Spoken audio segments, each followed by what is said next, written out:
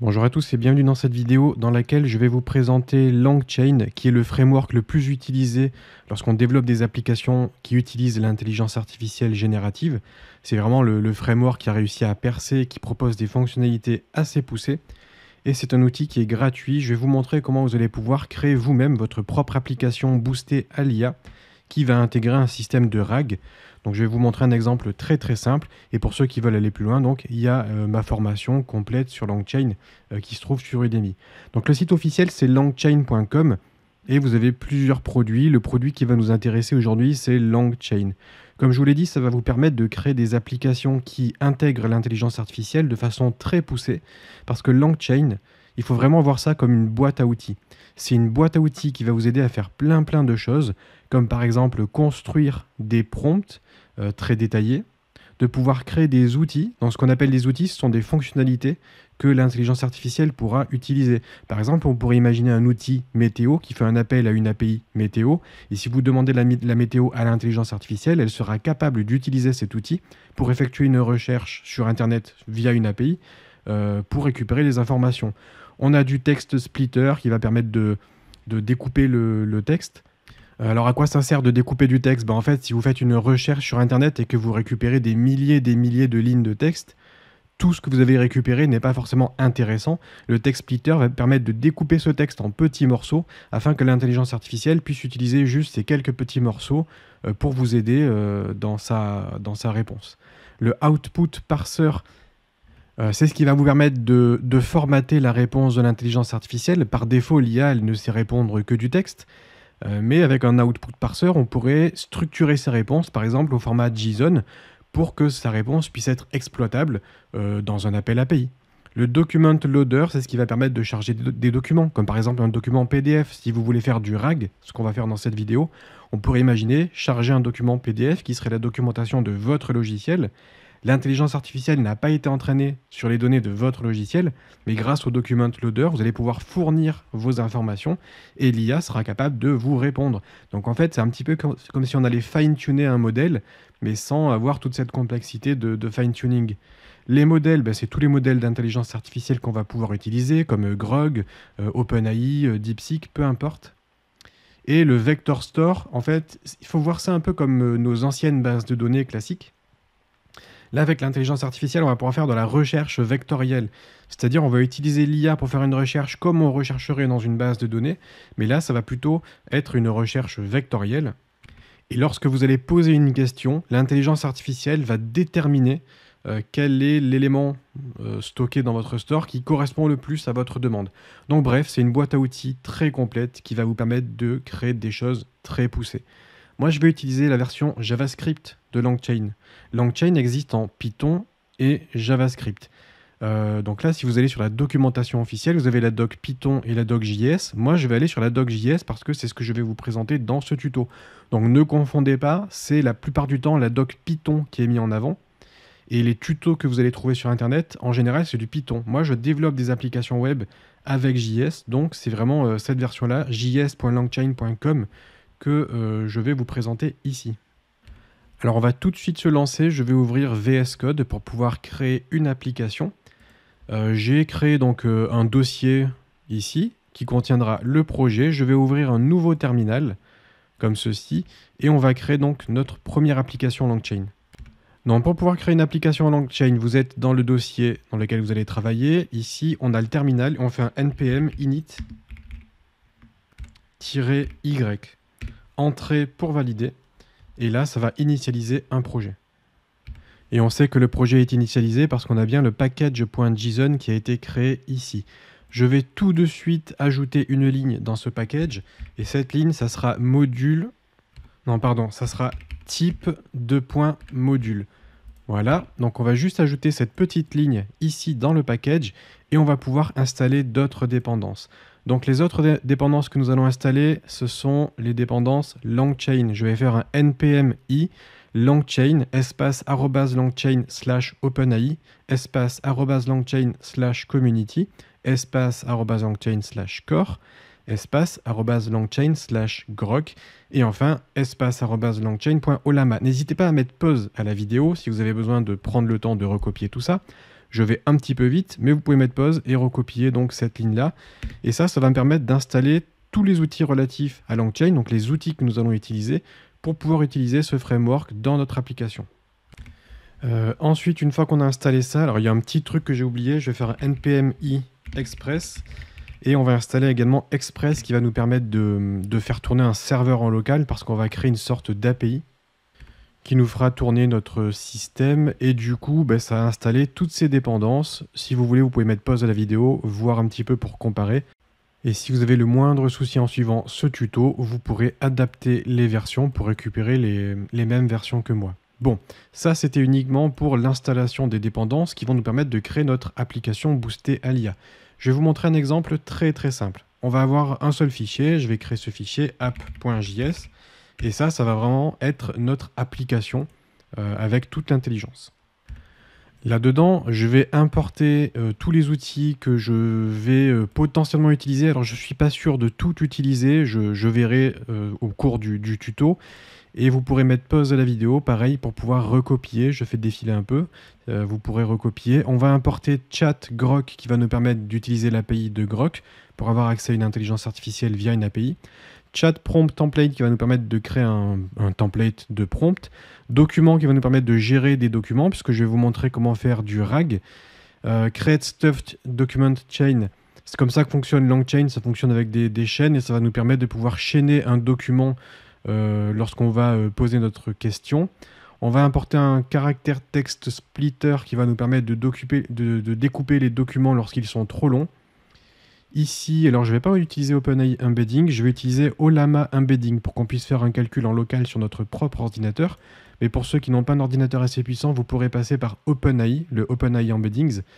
Il propose une API pour ça. Le Memory Vector Store pour pouvoir faire une recherche vectorielle et un Create Retrieval Chain qui va nous permettre de pouvoir créer une chaîne tout en récupérant dans les documents les informations importantes. Donc en gros, comment ça fonctionne? Quand vous posez une question à l'intelligence artificielle, elle vous répond. Si elle n'a pas été entraînée sur certaines données et que vous lui posez une question sur ces données-là, elle va être incapable de vous répondre. Mais si vous lui fournissez un document qui contient les informations manquantes, alors à ce moment-là, elle sera de nouveau capable de vous répondre. Elle a soit l'information dans ses connaissances, soit vous lui fournissez ses connaissances. Voilà un petit peu pourquoi j'importe tout ça, c'est pour pouvoir gérer les deux cas de figure. Donc avant de poursuivre ce tuto, il vous faudra Ollama, il faudra télécharger Ollama et l'installer sur votre ordinateur. J'ai déjà fait une vidéo sur la chaîne YouTube sur ça, donc je ne vais pas revenir dessus. Vous devez installer Ollama et faire tourner Ollama, et ensuite il vous faudra Llama 3.2, la version 3B. Il vous faudra ce modèle-là parce que c'est ce modèle que je vais utiliser. Je vous renvoie vers la vidéo que j'ai faite. En plus de Ollama, il va vous falloir une clé API Grok, c'est gratuit. Vous devez aller sur grok.com, créer un compte, aller sur votre dev console et vous devez récupérer une API Grok. Pareil, j'ai fait une vidéo complète sur la chaîne YouTube. Vous devez regarder cette vidéo pour obtenir votre clé et à partir de là, vous aurez tout ce qu'il vous faut pour poursuivre ce tutoriel. Donc pour l'instant, je vais juste faire quelque chose en ligne de commande ici. On verra si on a le temps de créer une jolie interface graphique plus tard. Donc pour l'instant, je ne vais pas utiliser Express, mais on pourra mettre en place Express tout à l'heure. Je vais commencer par créer une constante que je vais appeler LLM et ça sera le LLM, donc l'intelligence artificielle que l'on va appeler. On va créer un nouveau chat Grok et je vais préciser que le modèle que je veux utiliser, c'est Llama 3.2-3B. Et la température, on peut mettre 0,5 par exemple. Bon voilà, ça nous donnera accès à Grok. Dès qu'on veut poser une question, on pourra poser une question à ce LLM. Ensuite, on va créer un prompt template. Je vais créer une constante prompt qui est égale à chat prompt template from template. Tout ça, c'est parce que j'ai importé donc des fonctionnalités ici. Vous voyez, à chaque fois que j'utilise une fonctionnalité, ça devient bleu plus visible. Parce qu'on a utilisé. Donc on crée un chat Grok, on crée un prompt template. Dans le template, je vais juste dire à l'IA réponds à la question de l'utilisateur. Donc je fais un truc hyper basique. Je vais lui donner du contexte et je vais lui poser ma question. D'ailleurs, je peux préciser utilise le contexte pour me répondre si besoin. Ça veut dire que potentiellement, il n'aura pas besoin du contexte. Parce que comme je vous l'ai dit, soit l'IA, elle a déjà la réponse, soit il faut lui fournir les informations via un document dans le contexte. Donc ce contexte, d'ailleurs, comment faire pour lui donner un document? Je vais vous montrer un exemple avec tout simplement avec du texte en dur. Donc pour créer un document, on va déjà commencer par créer une constante. Je vais par exemple créer une constante info Anthony. Ça sera des infos à mon sujet. Et naturellement, l'intelligence artificielle n'a pas ces infos. Je vais faire un new document pour créer un nouveau document. Et dans ce document, je vais injecter du contenu avec page content. Et je vais par exemple dire Anthony aime la salade de fruits. Donc ça, c'est une information à mon sujet que l'intelligence artificielle ne possède pas. Je peux d'ailleurs plutôt préciser Anthony Cardinal. Comme ça, il y aura moins de risques qu'ils confondent avec un autre Anthony. Donc là, je crée un document, j'injecte du contenu dans ce document. Et ce contenu peut évidemment être généré, chargé dynamiquement. Là, je le mets en dur pour simplifier. Ensuite, une fois qu'on a fait ça, on va pouvoir créer notre chaîne, const chain. Donc notre chaîne, c'est quoi? Ça va être, on va créer un stuff document chain. Ça veut dire qu'on va créer une chaîne qui sera augmentée par un ou plusieurs documents. Donc c'est pour ça que j'utilise cette fonction pour créer une chaîne augmentée par un document. Et là-dedans, je vais donner les paramètres. Les paramètres, c'est le prompt, c'est-à-dire tout ça. Le deuxième paramètre, c'est le LLM que je veux utiliser, c'est-à-dire tout ça. Et le troisième paramètre, c'est des documents. Et là, je peux lui passer un tableau de documents. Alors ici, j'ai créé qu'un seul document, mais j'aurais pu en créer un deuxième. Et à ce moment-là, j'aurais mis une virgule ici, j'aurais ajouté un deuxième document. Donc je vais vraiment lister des documents dans ma chaîne. Et enfin, pour terminer, on a juste à créer une constante réponse qui sera la réponse de l'intelligence artificielle. Et maintenant, on va pouvoir lui poser notre question. Pour cela, je vais faire un await chain invoke. Invoke, ça permet d'invoquer la chaîne, ça veut dire de déclencher la chaîne. Donc ça veut dire poser la question, si je dois résumer. Là-dedans, on doit poser notre question. Donc le input, ça sera par exemple, qu'est-ce que Anthony Cardinal aime manger? Ça sera l'input. Et dans le contexte, je vais injecter le document. Parce que, souvenez-vous, on a un prompt template ici. Et dans ce prompt template, j'ai créé deux variables. Une variable contexte et une variable input. Ces variables ici, il faut que je les injecte là. Input, contexte. Donc je précise les variables. Deux points. Je précise le contenu des variables. Et donc ça va me permettre de récupérer ces informations et de les injecter à la place des variables pour construire le prompt template. Donc là, je vais avoir ma réponse. Et ensuite, console.log response pour afficher la réponse qui me sera fournie par l'intelligence artificielle. Faites attention lorsque vous allez tester de mettre des exemples assez courts ici pour ne pas saturer le contexte de Grok parce que Grok c'est gratuit. Vous avez un grand nombre de tokens gratuitement.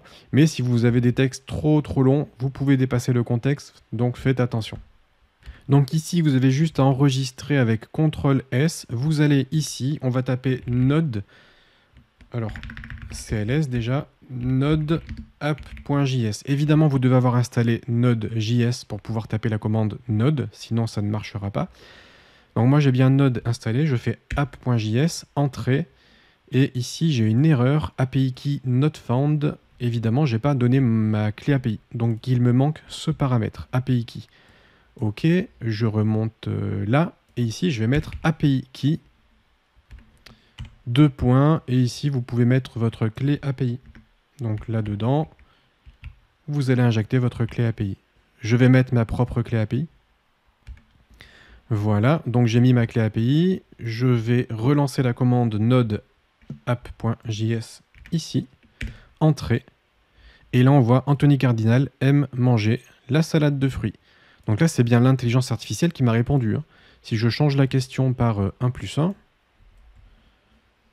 CTRL-S pour enregistrer, je relance l'application.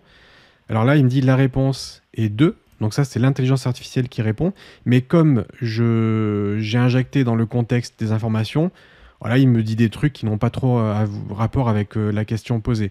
C'est pour ça que j'ai dit utilise le contexte si nécessaire, mais je peux préciser également, pour pas qu'il réponde ce genre de choses, ignore totalement le contexte si la question n'a rien à voir justement avec le contexte. D'ailleurs, il m'a dit, bien sûr, je me souviens qu'Anthony aime la salade de fruits, mais cela n'affecte pas la réponse mathématique. Bon, vous voyez, on a réussi à créer une première application sous forme de RAG. Donc là, évidemment, le RAG est basique, c'est juste du texte qu'on lui fournit, mais vous avez compris le principe. Bon, maintenant, je peux vous montrer comment on peut charger des données depuis un fichier PDF. Pour cela, c'est assez simple. Il suffit d'importer PDF Loader de LangChain Community Document Loader file system PDF. Donc là, on va importer ça. Et grâce à ça, maintenant, on va pouvoir charger concrètement un fichier PDF. Bon, admettons que dans mon projet, j'ai un fichier PDF qui s'appelle test.pdf. Il suffirait juste de le charger comme ça, avec un const pdf loader est égal à new pdf loader test.pdf. Et ensuite, je vais utiliser pdfloader.load pour charger le document et stocker ce document là-dedans, dans une sorte de tableau de documents, parce que le document va être découpé en plusieurs tableaux qui contiendra donc les différentes informations textuelles contenues dans votre PDF. Ensuite, ce document, vous allez pouvoir le découper. Pour cela, on va créer un splitter avec un new recursive character text splitter. Et le splitter va nous permettre de découper le contenu du document en plein de paragraphes de 250 caractères. Parce que si je récupère tout le document et que j'envoie ça à Grok, je vais saturer le nombre de tokens. Là, je vais récupérer maximum 250 tokens avec un overlap autorisé de 50 tokens si je veux terminer la phrase. Ici, vous pouvez mettre ce que vous voulez. Vous pouvez mettre 100, 200, 300, 500, ce que vous voulez. Moi, je crée des morceaux de 250 caractères parce que ça va me suffire. Une fois que vous avez fait ça, vous pouvez créer une variable splittedDoc qui contiendra un tableau de votre document découpé en petits documents. Pour cela, on fait un split document, comme ceci. Alors d'ailleurs, je me suis trompé, c'est split documents pdf docs, voilà, parce que c'est comme ça que j'ai appelé ma variable. Et si vous ne voulez pas découper les documents, si vous voulez envoyer le document complet, tout ça, c'est inutile. Et vous pouvez directement injecter pdf docs. Bon, là, en l'occurrence, je vais faire exprès de faire un fichier assez petit. Donc là, pour l'exemple, ce que j'ai fait, c'est que j'ai créé un document test.pdf et là-dedans, j'ai pas mis grand-chose, j'ai juste mis Anthony aime manger la salade de fruits, boire de l'eau. Donc on n'a pas besoin de découper ce document, c'est juste un exemple en mode tout petit pour qu'on puisse simplifier un peu le code.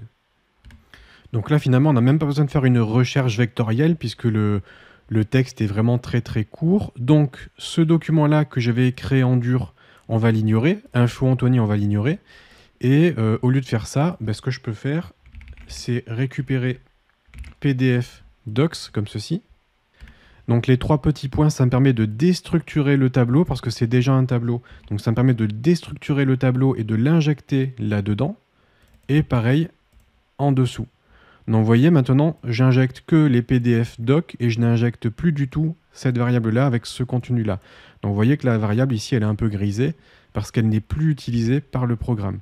Mais normalement, si je lui pose ma question ici, qu'est-ce que Anthony Cardinal aime manger, il sera capable de lire le document PDF qu'on lui fournit là pour pouvoir me répondre. Donc je vais de nouveau tester. Ici, je fais un node app.js, entrée pour valider. Ici, j'ai une erreur. Il me dit qu'il me manque un package npm install pdf parse. C'est étonnant. Je vais essayer npm install pdf parse. OK. Donc je vais installer ça pour voir si ça résout le problème.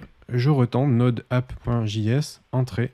Et là, il me répond bien, Anthony Cardinal aime manger de la salade de fruits. Donc il a réussi à récupérer des infos depuis un document PDF qu'on lui aurait fourni. Allez, en bonus, pour ceux qui ont tenu jusqu'ici, je vais vous montrer comment vous allez pouvoir créer une interface graphique très simple. On va d'abord faire un import express from express. Je vais créer une application express et je vais définir le port 3000. Ça va me permettre de transformer ce app.js en sorte d'API REST parce qu'on va créer une interface graphique qui va appeler cette API REST. Ensuite, je vais faire un app use avec tout ceci, ce qui va me permettre d'activer les cores pour que je puisse avoir l'autorisation de faire des requêtes sur cette API depuis un autre endroit. Je fais un appUseExpressStatic. Et appUseExpress.json comme ceci. Et donc là, j'ai configuré Express. Tout en bas, on va venir commenter la ligne où on fait l'appel API. Comme ça, on ne fera plus jamais d'appel API depuis app.js parce que là, on écrit le truc en dur. Nous, ce qu'on veut, c'est utiliser une interface graphique.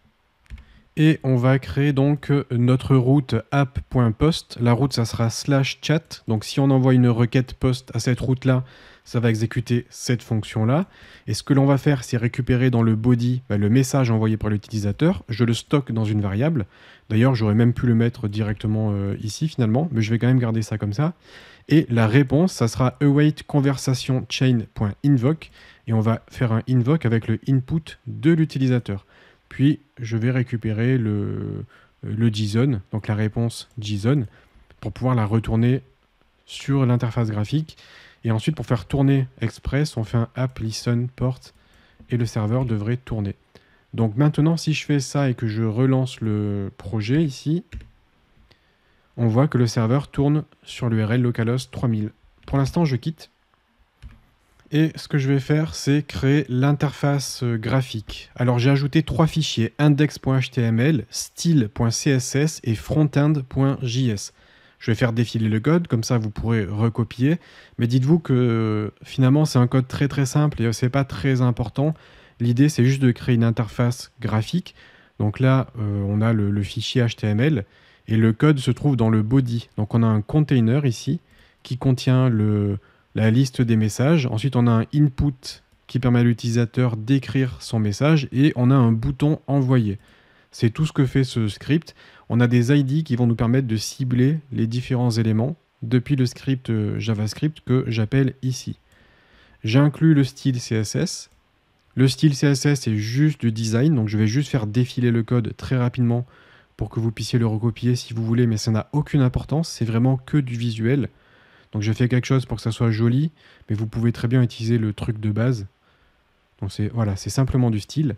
Et on a le script JavaScript qui est importé là. Et c'est là le cœur du truc. Le script JavaScript, je récupère les différents éléments, la liste des messages, le input, le bouton. J'ai une fonction add message qui est déclenchée quand je clique sur le envoyer, send button ici. Donc j'ai add message qui va créer un nouveau message dans la liste qui va scroller. On a send message qui permet d'envoyer le message à l'API. Donc je récupère le message et s'il y a un message, je l'ajoute avec le add message. Et ensuite je fais un appel API. Donc c'est comme ça qu'on fait un appel API ici. On fait un await fetch localhost 3000/chat en post, en JSON et j'envoie le message saisi par l'utilisateur. Les données reçues, ça sera la réponse au format JSON. Et cette réponse, je l'ajoute également à l'historique des messages. Je gère l'événement clic et l'événement appuie sur la touche entrée pour pouvoir envoyer le message lorsque l'utilisateur veut envoyer le message. Donc voilà pour cette partie front-end. Donc ici, je vais penser à remettre ma clé API Grok. Je vais faire tourner le serveur avec un node app.js. Donc là, le serveur tourne. Je vais ouvrir le front-end, donc ce fichier index.html, je vais l'ouvrir. Et là, on peut tester. Donc ici, j'ai mon interface. Mon interface, je peux faire F12 pour afficher la fenêtre réseau ici. Donc c'est vraiment une interface ultra basique. Je fais 1 + 1, entrée. Donc là, je vois que ça a bien envoyé 1 + 1. Et dans la réponse, j'ai une réponse vide, donc vraisemblablement, ça ne marche pas. On a bien appelé l'API, la requête est partie, l'API m'a répondu un truc vide, et j'ai bien ma question qui a été injectée, la réponse vide qui a été injectée, donc on a une petite erreur ici. Là, j'ai pas de message d'erreur, mais ça vient du fait que j'ai fait n'importe quoi dans la route. J'ai fait un conversation chain alors qu'on n'a pas du tout de conversation chain. Je vais essayer de récupérer ce que j'avais fait ici, comme ça. Donc je vais faire un const response chain invoke et dans le input, je vais injecter le user message et je vais injecter le contexte que j'avais oublié d'injecter. Alors je vais essayer ça, CTRL S. Par sécurité, je vais quitter avec CTRL C et je vais relancer l'application. Et d'ailleurs, non, j'ai mal structuré la réponse. La réponse, c'est juste réponse en fait. C'est pas réponse.answer, c'est juste réponse. Ok, donc je refais un node app.js, entrée, le serveur tourne. Je retourne sur mon application web, je rafraîchis la page, je fais 1 + 1, entrée. Bien sûr, voici la réponse mathématique, 1 + 1 c'est 2. Et pour le contexte, Anthony Cardinal semble être une personne équilibrée, elle mange de la salade de fruits, blablabla. Donc là, je récupère bien la réponse de l'intelligence artificielle. Elle me répond à ma question, plus elle me reparle du contexte, évidemment, parce que j'ai injecté ça dans le contexte. Comme je vous l'ai dit, il faudrait lui dire de ne pas parler du contexte si la question n'a rien à voir avec le contexte. Mais ça a marché, et là j'ai bien obtenu la réponse de la part de l'API. Donc on a créé une petite interface web associée à notre application. Donc maintenant on a une interface visuelle sympathique, plutôt que d'utiliser la console en fait, d'utiliser la console ici tel qu'on le faisait au début de ce tuto. Bon, voilà pour cette première approche de comment créer un système de RAG avec LangChain. Je vous aurais montré comment on crée avec du texte et avec un PDF, mais on peut également faire des choses beaucoup plus poussées, comme faire une recherche approfondie sur le web, aller crawler plein de sites web pour pouvoir faire un RAG très très poussé. On peut faire une recherche vectorielle, découper les documents pour optimiser le prompt, etc. Tout ça, j'en parle dans ma formation complète sur Udemy. Donc, c'est une formation qui parle des LLM, des agents, de LangChain, du RAG, etc. Pour ceux qui veulent aller beaucoup plus loin, vous avez ça si ça vous intéresse. Et pour les autres, j'espère que ça vous aura plu, que ça vous aura permis de comprendre un petit peu comment fonctionnent les IA et comment vous allez pouvoir développer des applications qui intègrent justement des IA grâce à LangChain.